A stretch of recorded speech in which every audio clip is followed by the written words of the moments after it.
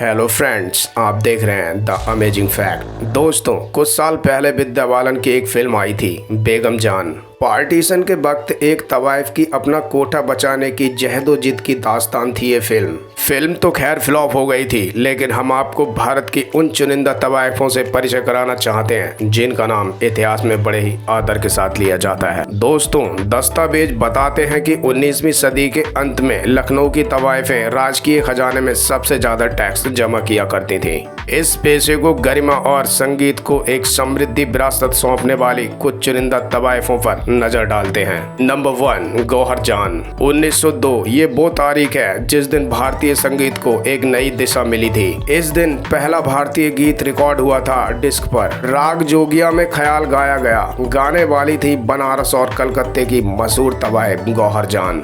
इस एक घटना ने उन्हें इतिहास में अमर कर दिया। रिकॉर्डिंग इंडस्ट्री के भारत में प्रवेश से गौहर जान बहुत जल्द घर घर सुनी जाने लगी। अपनी जवानी में अपने नकारा भाइयों और परिजनों पर वो खूब पैसा लुटाती रहीं। अधेड़ उम्र में अपनी उम्र से आधे एक पठान से शादी तो कर ली, लेकिन वो चली नहीं। बात कोर्ट कचहरी तक पहुंची और गौहर की जायदाद वकीलों की भेंट चढ़ गई। कहते हैं कि अपनी आखिरी दिनों में ये महान गायिका बेहद तनहा और चिड़चिड़ी हो गई थी। उन्हें दक्षिण भारत में हिजरत करनी पड़ी, जहां गुमनामी की हालत में उनकी मौत हो गई। नंबर 2, बेगम हजरत महल। इन्हें अवध की बेगम भी कहा जाता था। इनका असली नाम मोहम्मदी खानम था। अवध के नवाब वाजिद अली शाह ने उनसे शादी कर ली। उसी के बाद उन्हें हजरत महल नाम दिया गया। दोस्तों, 1856 में जब अंग्रेजों ने अवध पर कब्जा कर लिया तो वाजिद अली शाह कलकत्ता भाग गए। नवाब की फरारी के बाद हजरत महल ने कमान संभाली। 1857 की क्रांति में अंग्रेजों के नाक में दम करने वालों की लिस्ट में बेगम का नाम प्रमुखता आता है।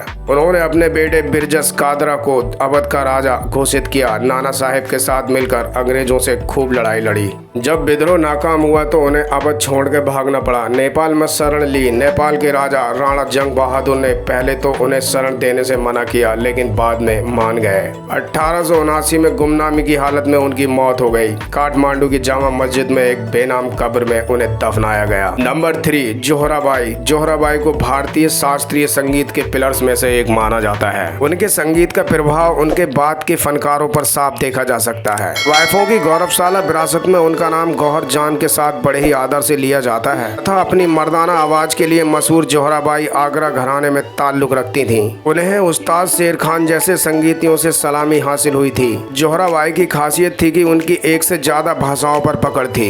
जिस रवानी से वो ख्याल में डूबती उतरती थी, उतनी ही सहजता से वो ठुमरी या गजल भी पेश किया करती थी। 1994 में उनके 18 मशहूर गानों को ग्रामोफोन से ऑडियो टेप पर ट्रांसफर किया गया।